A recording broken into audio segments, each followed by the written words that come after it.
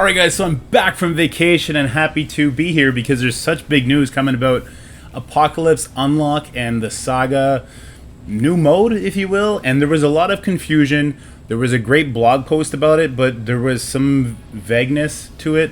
So we got a lot of answers in the Envoy program, and I just wanted to kind of break down everything that we learned in a more digestible way, which is what this video is going to do, and I'll let you know my recommendations to what to do with all this information at the end. And exactly what I'm going to do. So let's go jump into it. I'm going to hide just like I did for the Scourge video so you can focus on the information and not on this. I don't know what this is. Alright, so the new mode coming to the game, guys, is called Sagas. Sagas are a combination of the preparation needed for a Dark Dimension, but with the playstyle of a campaign.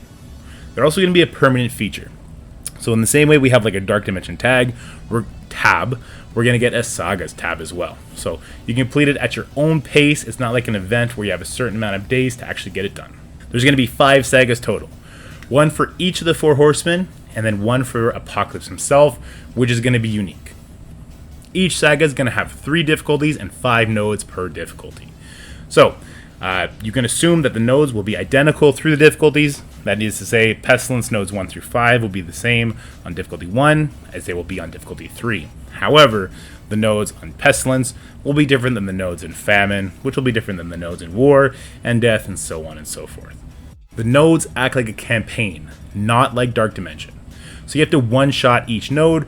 Each node you're going to go in full life, your cooldown set to whatever they start at when you're fresh. So think of like Morgan Le Fay. She has her ultimate turn 1, but her special only comes up turn 2. So this is going to lead to more theory crafting and less of the Dark Dimension, face slamming into the node 100 times till you finally get through it. Think like Dark Phoenix in difficult or Dark Dimension 3. It's not going to be like that. So it's a much more player-friendly playstyle. Each saga will have its own character and gear requirements, with additional requirements for the Apocalypse Saga. So, an example for the Horseman Saga, the Pestilence Saga, you have to use the full 5-person Darkhold team. So yes, you do have to bring Scarlet Witch up to meet all these requirements. What are these requirements? Well, for difficulty 1 of the Horseman Saga, you need Gear Tier 13. For difficulty 2, Gear Tier 15.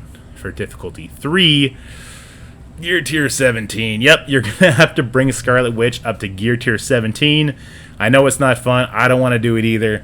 Maybe if we push hard enough on Reddit and everything else, all the other avenues we have to talk to them, maybe we can get that changed. Because, building up bench characters like Phantom X and Scarlet Witch is not a feels-good moment. The requirements for the Apocalypse Saga are actually even more complicated. So, we require all previous Saga characters, so that's our Darkhold. For Famine, it'll be unlimited. For War, it looks like it's going to be a Hulk team, and for Death, we have no idea yet.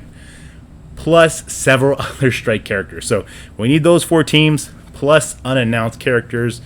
Hopefully, they're paying attention to the origins they're using. So we have Darkhold as Mystic, Unlimited is Mutant, Hulk is going to be Bio. That leaves Skill and Tech, so hopefully Death will be either a Skill team or a Death team, and the several other strike characters will be the missing origin trait. To unlock a new difficulty of the Apocalypse Saga, you must complete all previous sagas at that same difficulty level. So, to do difficulty 2 of the Apocalypse Saga, you have to beat difficulty 2 of Pestilence, Famine, War, and Death previously. But that's not all. There is increased progression requirements. We don't know for difficulty 1, but safe to presume it's between Gear Tier 13 and 15 with ISO Blue 3. We do know difficulty 2. Gear Tier 16 with ISO Blue 4 on all your characters. Kind of painful. Again, Scarlet Witch. Yuck. This will, fortunately though, unlock Apocalypse at 5 yellow, 2 red star. And then, to finish this mode, difficulty 3, you're going to need to Gear Tier 17, all those characters, with ISO Blue level 5. Yeah, not even in the game yet. To be announced on Friday. By the time this video comes out, maybe that's just tomorrow or 2 days from now. So, I guess we'll see how much of a pain that's going to be. But again, not a feels-good moment. I really don't want to bring Scarlet Witch or Phantom X up to ISO Blue 5. Seems like an absolute waste.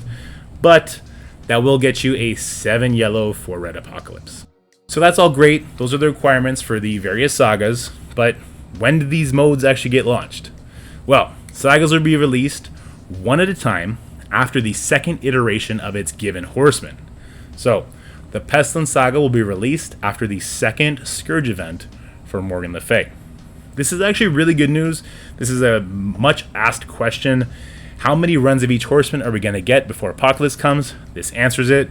You're going to get 2, because no one's going to be able to do the sagas, let alone unlock Apocalypse, before we've had 2 of each horseman.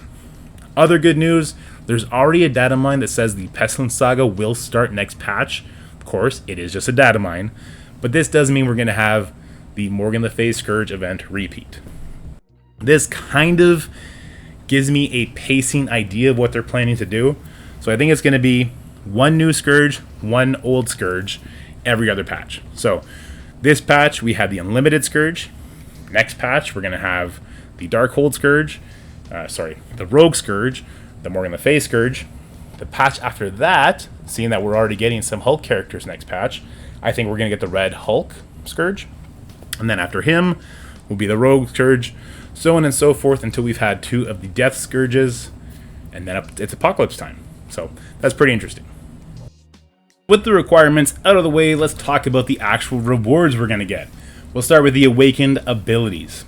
Basically, these are just T5 abilities for your Horseman characters, so that's your Morgan Le Fay and your Rogue. It's going to happen organically. You're going to get the material to upgrade these. Once you beat difficulty 2 of a given Horseman saga, so for Morgan Le Fay, that's going to be Pestilence, you beat difficulty 2, you will have accrued enough material resources to upgrade both of her available abilities to be upgraded. You're not going to have to farm the saga. You beat difficulty 2 one time, you'll upgrade these abilities. Unfortunately, these abilities kind of just seem like ghetto T5s just to bring the Horseman and Apocalypse into what Morgan Le Fay does for her Darkhold team. If we look at the passive here, it's going to give them that 50% extra life, which is huge, and also that 100% resistance, which, if you've watched my stream, you know how I feel about that level of resistance. I think that's dumb.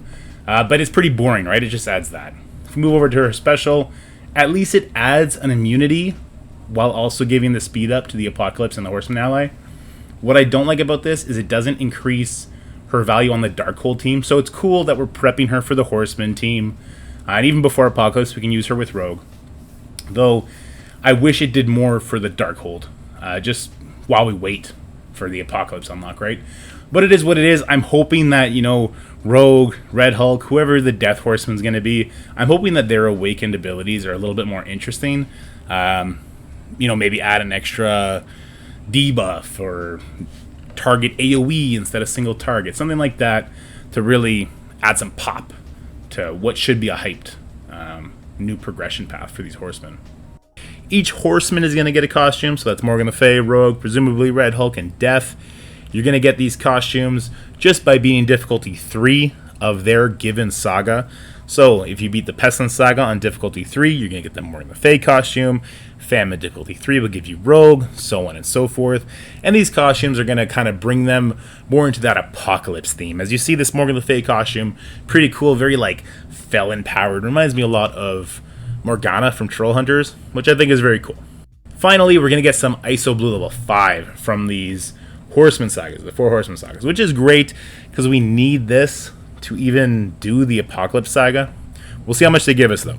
It's going to give a significant stat boost, and if you look in-game and you see the, Aphix change from bringing a character from ISO Blue 4, which just gives, focus and health by 10%, to what it gives you at 5, it's 20% damage on all your ISO choices, as well as some kind of effect. So, Skirmisher, flips, positive effects to bleeds as opposed to just clearing them, so these are very, very strong. Bringing up these characters to Blue 5 will change how they function in a very good way. So how much are they actually going to give us? Well, they're going to give you enough crystals of the Horseman to go straight to Blue level 5. So what that means, Morgan is a controller. When you beat the Pestilence event, you're going to get a fully fused quality 5 controller crystal for each stat. So I know a lot of people already have their Morgan at ISO Blue 3, so you're probably not going to use this one on her, but maybe if your Dazzler is, you know, Blue 1, you'll use this on your Dazzler because it's a controller, and you'll be able to bring Dazzler up because you also need to do her for Apocalypse. But on the bright side, you're also going to get enough ions to bring one character from Blue 3 to Blue 5, and in addition, another ion dump to bring a character from Blue 1 to Blue 5. Essentially what this means is every Horseman Saga is going to give you enough to bring up 2 characters to ISO Blue 5 with crystals for the given Horseman's trait. So Rogue is going to get fully crafted Brawler crystals and enough ions to bring her up. I hope that makes sense. I hope that clears that up.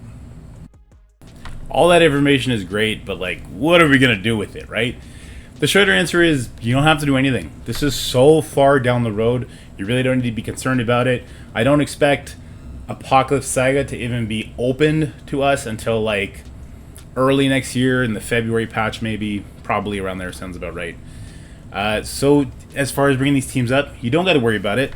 There is the data mine we talked about that's going to have the Pestilence Saga next patch. Cool. So if you want to get through that on difficulty 2 to make sure you have the Apocalypse Saga available to you at difficulty 2, then you can bring all your characters up to gear tier 15. That's it. That's all you need to do. And I don't think you'll regret that for your Darkhold team. They're an amazing team. Another thing you can do is you can bring them all up to gear tier 16 and start really putting your ISO Blue 4 into them, because that is such a scarce resource if you're putting it into more fun characters like Omega Red. When the Apocalypse Saga comes, you might be short and unable to unlock him as quickly as other people will be. Because as we know, this ISO level 4 blue, I don't even know what to call them.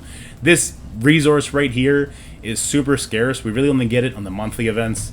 I have put it on characters like Dormammu, Omega Red, Squirrel Girl, and Kate. I won't be doing that going forward. I'm going to be putting it just on the Horseman teams, so that when we do finally get that second iteration of the Death Scourge and the Apocalypse Saga opens up, I'm going to be ready to go in right away, because Gear Tier 16 ISO Blue 4, I'll say this carefully, I think is going to be farmable, because with the Doom 3 raid coming, I'm assuming that's going to be our Blue 4 farming location. And then obviously Gear Tier 16, that's farmable in the Crucible store, the War store, the Gold store. We get a couple orbs here and there. Events like this Mighty Thor event.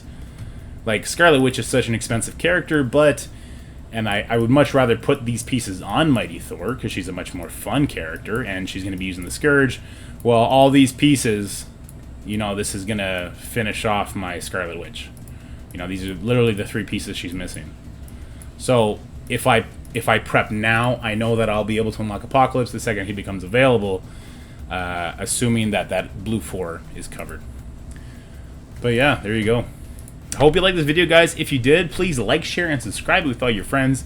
We're going to have more videos coming out very soon. I'm going to go work on a war video. We just did a war with Legion. This is brutal, that level cap difference, but still a lot of fun. So, stay happy, healthy, and have fun. I'll see you guys in the next one. Bye for now.